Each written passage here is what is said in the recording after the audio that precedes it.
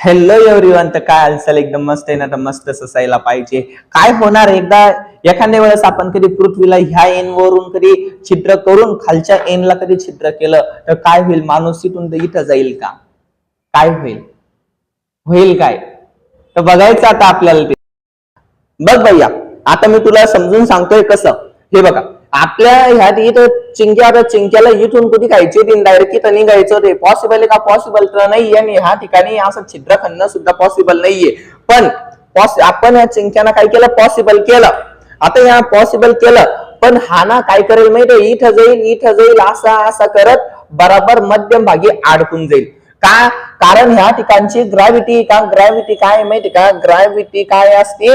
Zero असते. अरे किती असते ग्रॅव्हिटी? झिरो. म्हणजे चिंक्याने इथून कुठे चालली? असा टुंग डुंग डुंग डुंग डुंग डुंग डुंग डुंग. ओके, तर म्हणजेच आपली ग्रॅव्हिटी काय माहिती का? इथली झिरो आहे. आय होप तुम्हाला एकदम भारी वाटलं असेल तर लाईक करा, शेअर करा आणि सबस्क्राईब करायला तुमच्या भावाचं चॅनल विसरू नका. थँक्यू.